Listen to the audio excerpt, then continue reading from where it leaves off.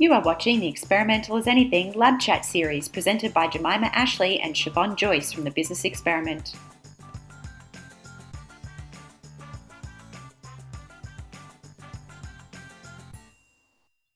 Hi everyone and welcome back to Lab Chats. I'm SHEVONNE JOYCE and I have Jemimah Ashley here, and together we're talking to the amazing Lisa Hughes. Hi Lisa.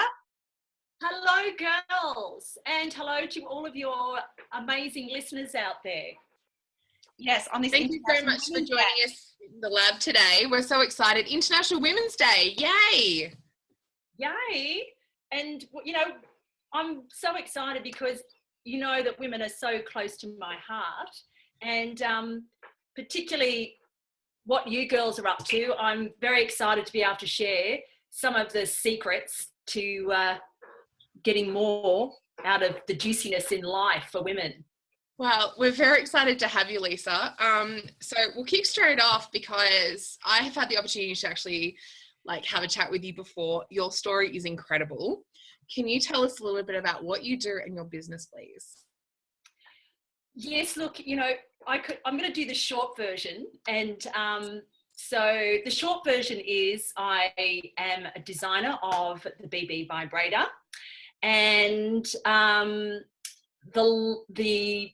you know, how did I come to create a vibrator? Well, basically, back in 2007, I was on a run one morning with a good friend of mine, and you know, as women, we chat about all sorts, and the subject of vibrators came up. As it always does. It always does at some point. Amongst, you know, what are we going to cook for dinner tonight, and you know, how's your stocks and shares going? But so that was back in 2007. For 2 years, research and development, had a filing cabinet full of vibrators. And 2009, we launched our business, which was Love Being Woman and the BB vibrator. And so began the journey into business, really. Because 2 years development there was a lot of fun in there. But yeah, there was time to get serious once we had to get it out to market. So that's when things started to change. I might have some questions about your research and development, maybe off air. So we can chat about that later. So Lisa, what kinds of issues were women facing out there? What kind of led you to create this product? You know, it's really interesting because I always have been passionate about women feeling good about themselves, and I've never ever considered having a business of my own. I never actually saw myself as an entrepreneur. I was always happy to go and work for someone.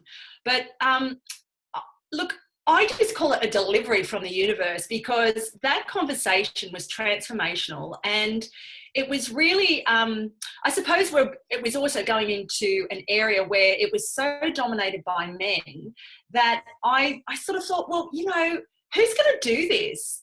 If we don't do it, what are we waiting for? So it was this belief that, along with, you know, my ex-business partner, still a very, very good friend of mine, there was a belief that we could do this, because I think it was such a niche area. And of course, you know, it was about bringing to market a product that was really in the dark ages. And so it was, you know, we were sort of blazing a trail. Yeah, that's right. Blazing a trail. Same thing.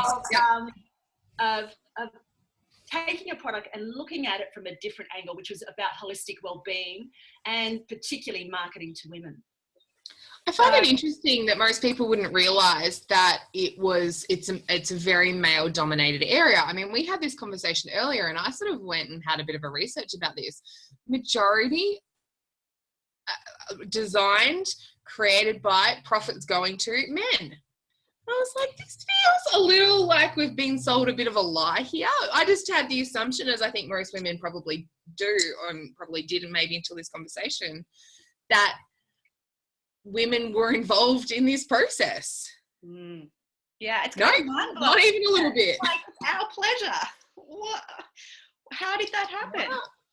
Yeah, well, I mean, this is where it gets back to, I suppose, you know, in anything in business, is that it's about being really bold and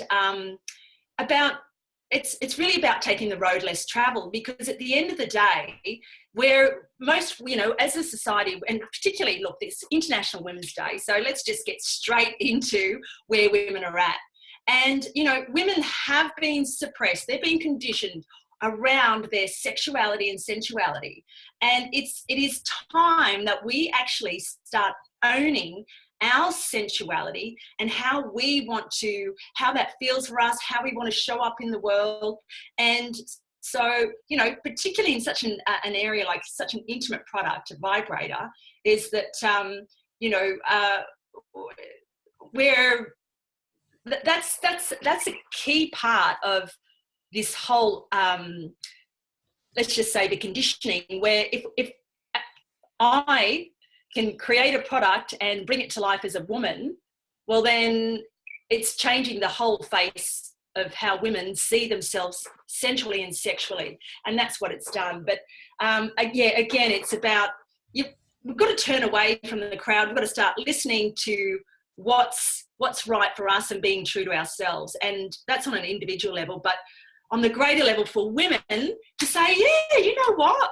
This is how we feel, and this is what we're going to start creating a new paradigm in which we operate in the world. So it's not just about, you know, men, who I love men, sort of, yeah, presenting products for us that are not in line with how we can be showing up fully. Does that make sense? I ramble a little bit sometimes. No, absolutely. I was listening to you the whole time going, oh, like, feel it. You know, the female economy, you know, there's businesses out there that support females and wanting to showcase what women are doing. Places like Femme Economy is certainly a good place to start when we start looking at, you know, females kind of we do 85% of the purchasing in a household. And again, this is a product that I'm assuming most women, I'm going to go on a limb, most women would own this product specifically, and that no one would have realized that, again, designed by a man, profits going to a man. This is one of those things that I think legitimately people are surprised by. And, you know, we're taking ownership back of that when we're going, actually, maybe not. Yeah, it's kind of like, why this is a product specifically for women, and like you touched on, Lisa, like why don't we have more women being empowered and have ownership over designing a product that is for them, like, and now you have. Yes, and the more that we see women sort of stepping into all sorts of different roles, no matter, you know, what it is. I mean, obviously mine's in the sensuality and sexuality area, but, you know, it gives women permission to pursue more of what they feel inside of themselves. And, you know, and on the flip side for men is that, you know, men in terms of that whole, you know, adult toys and, you know, that sexuality market, is that men don't actually know what women want. They're projecting it from their point of view. And it's actually, and that's not their fault. Again, they're being conditioned. They don't know. So, the more that we can really just strip away the layers of who we are and really just be really raw and go, oh, okay, and be bold enough to know that it's possibly, if it's coming from the right place, which it was for me, it was my yoni, is that it's going to resonate. It will resonate with women, and obviously it has with you know, the BB, sending those good vibes everywhere. So, Lisa, if you go to a networking event, this morning I went to a networking event and we're of course asked to introduce ourselves at these things. What's your introduction like? How do people go when you say, oh, I design vibrators? I imagine most people are like, sorry, what? you say it again? Because I mean, it's not like, oh, I work in marketing. Okay, I have a business. All right, what do? I design sex aids. How is that? How does that conversation go? Well, it's really interesting because when we first launched, we steered away from the word vibrator. It was called an intimate massager. And we were quite sort of set on, no, it's an intimate massager. So anyway, that got lost in translation because that became everything like, oh, you do massage, you do intimate massage, and how much for an hour? So yeah, so now, yes, obviously, yes, I designed a vibrator, and because I've said it thousands and thousands of times over the years, the reactions are anything from, at first, it takes a while to compute, and then it's like, excuse me, to shock, to, oh my gosh, you what? That's awesome. So anyway, it's a talking point once it's like, oh right, a vibrator. Oh yeah. Yes. The whole thing. So what's your key takeaway? Like, what has been the biggest lesson that you've learned in this whole experience? Oh wow. I would say is to really believe in yourself, first of all, and particularly the path that I took, which was when I said, okay, that's it, this is what I'm doing, I'm going into business, and started telling people, of course, you get lots of different reactions like, oh, that's not going to work, oh, there's hundreds out there, or this or that. So the first thing is to really believe in yourself, and to be really open to acknowledging as well the things that, you can't, like, to be vulnerable enough to go, you know what, this is actually not working, and to not be really critical on what you're doing. Just to have a go, that's how we learn, is by trying things. So, it doesn't have to be perfect, because I was really hung up, oh my gosh, it has to be just right. It's just like, get out there, do it, come from the right place, that, your intentions are always with integrity. And the more that, we tap into who we are, our authenticity, and just really believe in that and follow through with that in the business, well, it keeps it all the doors open. But that was a long, hard lesson for me, because I had this idea, okay, I'm in business now, I've got to do it this way. And that didn't work for me. Yeah, so many women struggle with that in business, and also generally in life. Like they feel like, because I'm a woman, I have to be this certain way in everything I do. I have to be this certain mother, I have to be this certain business owner, and it's just not true. Like, you can be exactly who you are, and as you've touched on, success is more likely when you are more authentic, when you are exactly as you are, because you're attracting the ideal clients who are looking for someone like you, or looking for that specific product that you sell, Lisa. So that's really, really great advice. Thank you for that.